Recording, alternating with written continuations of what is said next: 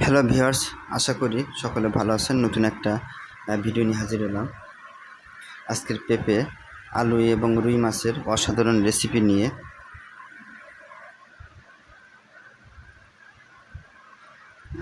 আপনারা দেখলেন যে আগে যেটা দেখালাম সেটা হচ্ছে রুই মাছ ছিল। রুই মাছের কয়েকটা অংশ, টুকরো টুকরো করে কয়েকটা অংশ, আর পাশাপাশি ছিল হচ্ছে আপনার পেঁপে এবং আলু কাটা ছিল, এবং কড়াইতে যেটা দেওয়া হলো একটুখানি তেল।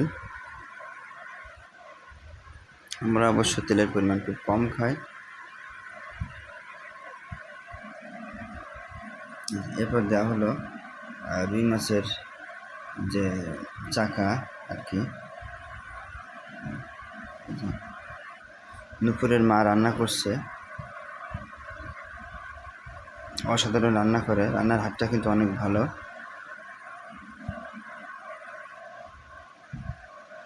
যে দেখতে পাচ্ছেন আপনারা, মাছ কিন্তু ভাজা করা হচ্ছে।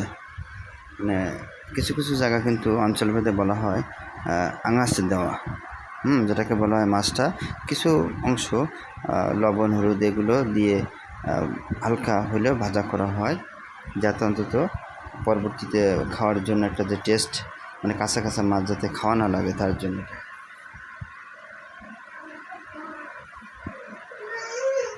হ্যালো ভিউয়ার্স, আপনারা দেখছেন আমরা সাধারণত এই যে আপাতত কিন্তু গ্যাসে রান্না করি।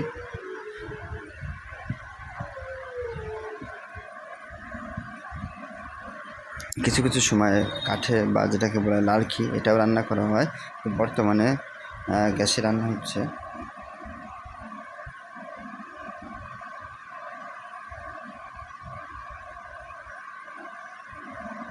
হ্যালো ভিউয়ার্স, রান্নার ভিডিও পেতে এবং বাসায় ছোটো বাচ্চাদের খাবার বা বিভিন্ন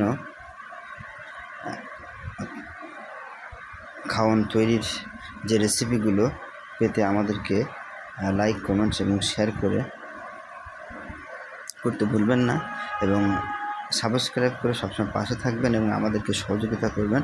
আপনাদের মাধ্যমে আমাদেরকে পারে চ্যানেলটাকে উঠিয়ে দিতে।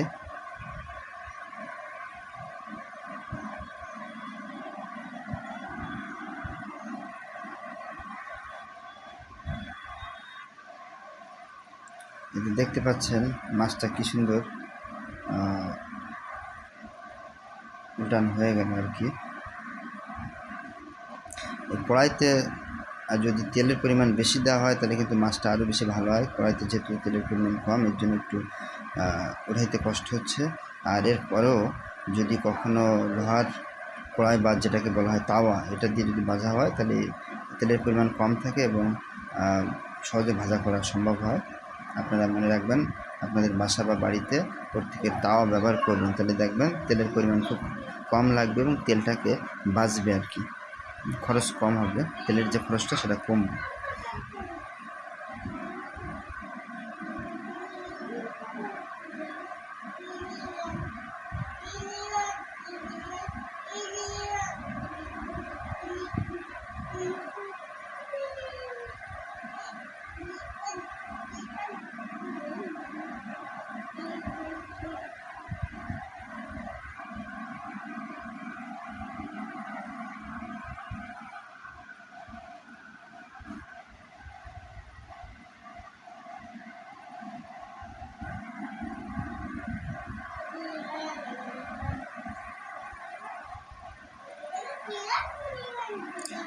দেখতে পাচ্ছেন মাছটা কিন্তু এখনও পর্যন্ত ভাজা করা শেষ হয় নাই।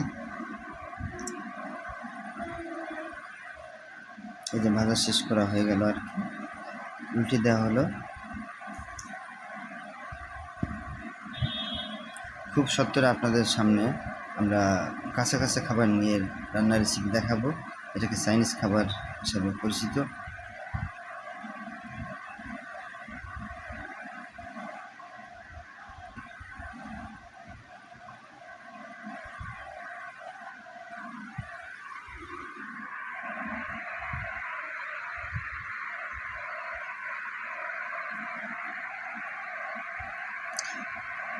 আপনারা দেখতে পাচ্ছেন যে আর একটুখানি তেল দেওয়া হলো, কারণ তেলের যে অংশ বেশিরভাগ কিন্তু মাছটা ভাজা করার জন্য ব্যবহার করা হয়েছিল এবং সেটা কিন্তু লেগেই গেছে। এটা দেওয়া হলো, যে দেখতে পাচ্ছেন।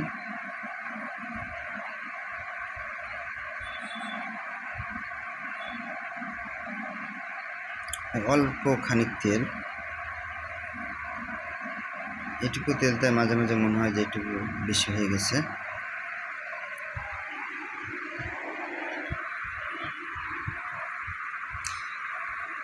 এরপরে যেটা দেওয়া হলো জিরা দেওয়া হলো, এবং মানে শুধুমাত্র ঘরোয়া পরিবেশে এবং স্বাস্থ্যসম্মত উপায়ে খাবার রান্না হচ্ছে, এর জন্য কিন্তু আমরা মশলা খুব সাধারণত কম খেয়ে থাকি। এর জন্য স্বাস্থ্য ভালো কিছু হলেও যাতে থাকে, তার জন্য কিছু হালকা একটু মশলা দেওয়া হলো, যে মশলা যেটা আমরা শরীরের জন্য ভালো। অনেক সময় দেখা যায় রসুন, যে রসুনটা আছে, রসুন বাটা বা কিছু দিলে আমাদের শরীরের জন্য ভালো থাকে শরীরটা। রসুন দেওয়া হলো, যেটা অল্প আদা বাটা দেওয়া হলো, পাশাপাশি পেঁয়াজ দেওয়া হলো, জিরাও তো আছে আপনারা দেখতে পাচ্ছেন। এবার কিছু পরিমাণ তাপ দিয়ে নাড়াচাড়া দেওয়ার পরে এবার কিন্তু অন্যান্য যে সবজিগুলো দেওয়া হবে, পাশাপাশি দেখলেন যে হলুদও দেওয়া হলো।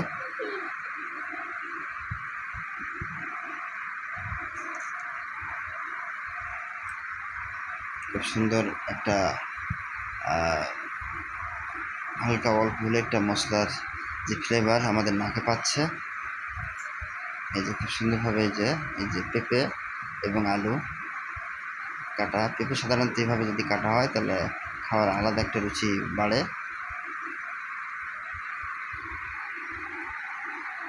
এই যে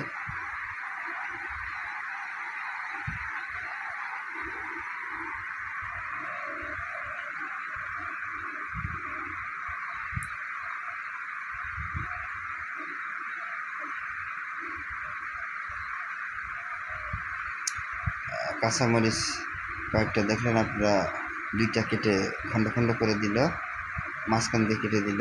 দুপুরের মায়ের সাধারণত কাঁচামরিচ খেতে পছন্দ করে এবং ভালোবাসে, যিনি কিন্তু এটা দিয়ে রাখে। আলাদাভাবে যদি দেয় তাহলে তরকারিতে মিশে গেলে আর খেতে সমস্যায় পড়ে, যিনি এভাবে দেয়। দেখেন হলুদ দিল, এবার একটু নাড়াচাড়া করা হবে, যাতে অন্তত একবার লবণও দিল, সবগুলো মিশে যায় আর কি। যে নাড়াচাড়া করা হচ্ছে, দেওয়ার পরে কিছু তাপমাত্রা বৃদ্ধি করা হবে বা তাপ দেওয়া হবে কিছুক্ষণ, দেওয়ার পরে আস্তে আস্তে পানি দেওয়া হবে, দেওয়ার পরে সিদ্ধ করার জন্য ঢেকে দেওয়ার হবে।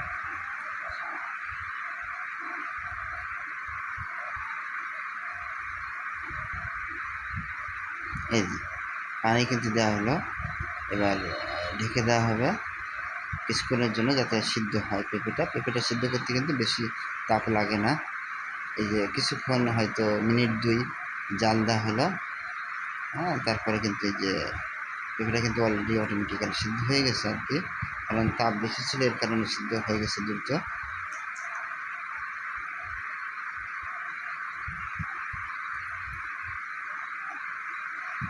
আবার একটু ঢেকে দেওয়া হলো।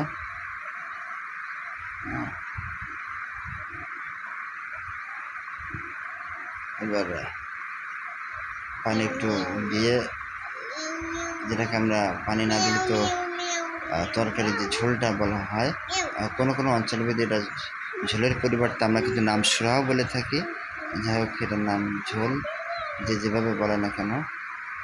এই যে কিন্তু দেখতে পাচ্ছেন আপনারা, বুক বুক করে ফুটতেছে। এবার মাছ দেওয়া হলো, এবার আস্তে আস্তে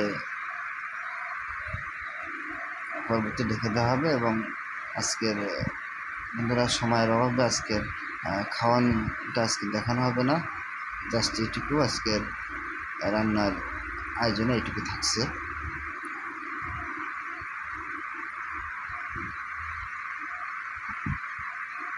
আপনারা সকলে ভালো থাকবেন, সুস্বাস্থ্য কামনা করে আজকের এখানে বিদায় নিচ্ছি।